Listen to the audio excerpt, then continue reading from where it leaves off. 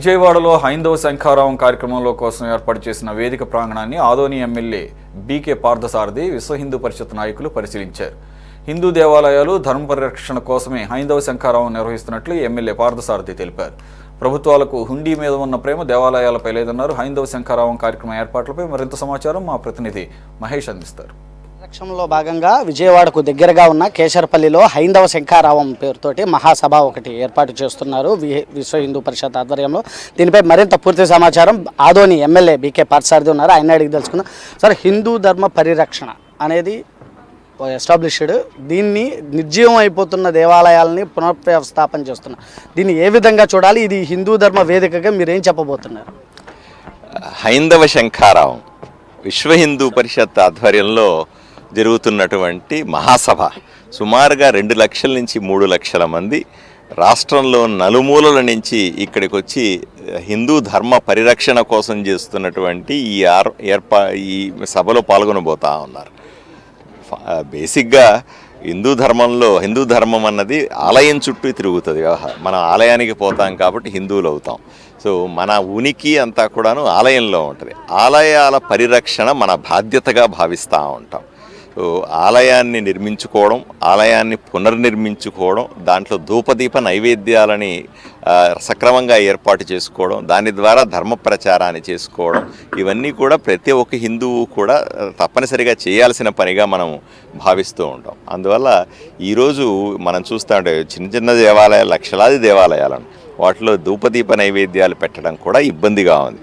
కొంతమంది దాతలు చేరి ఆ గుడిని మళ్ళీ పునర్నిర్మించారనుకుందాం. ఉదాహరణకి అది కొంచెం పెరిగి పెద్దదైన తర్వాత భక్తులంతా వచ్చి దేవుడి లీలలు చూసిన తర్వాత అది గుడి పెద్దగా అయిన తర్వాత ఏమవుతుందంటే అది మెల్లిగా ఎండోమెంట్స్ డిపార్ట్మెంటో ప్రభుత్వ ఆధీనంలోకి వెళ్ళిపోతూ ఉంది.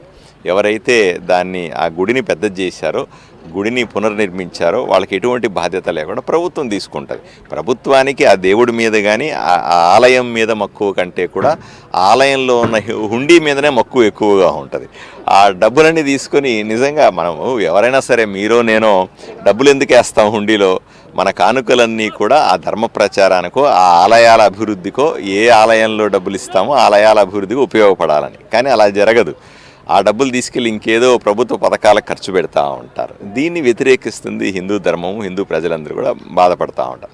మరికొంతమంది మనలాంటి వాళ్ళు ఏం చేస్తారు, ₹1 సంపాదించిన తర్వాత ఏదో పొలమో మాన్యమో లేదా ఆస్తితో తీసి గుడి పేరు మీద పెడతారు.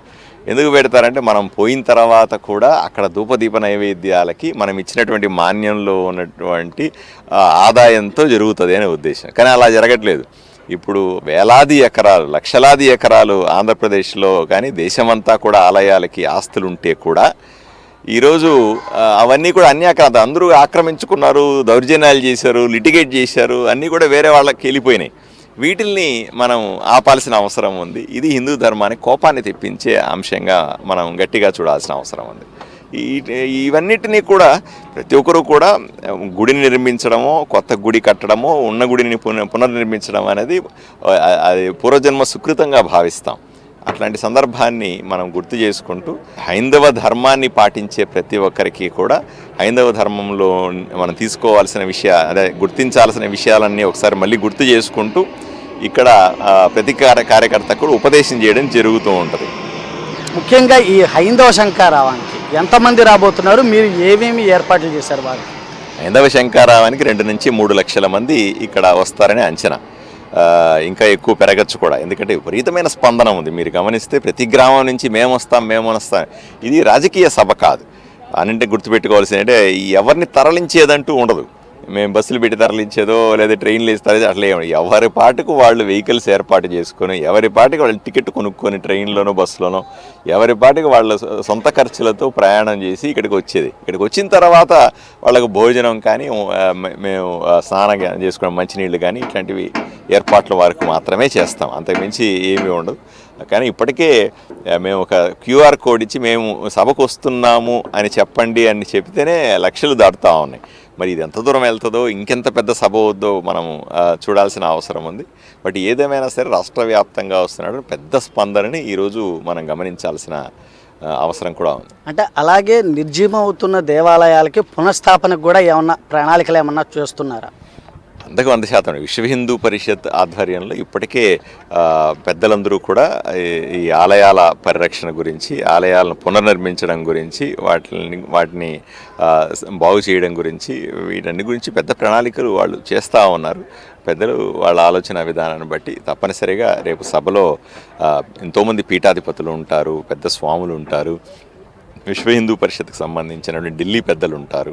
వాళ్ళందరూ కూడా ఆలోచన చేసేటువంటి పెద్ద ప్రణాళికలు అక్కడ చెబుతారనుకుంటాను. ఇది ఎమ్మెల్యే పార్థసారథి చెప్తున్న విషయం.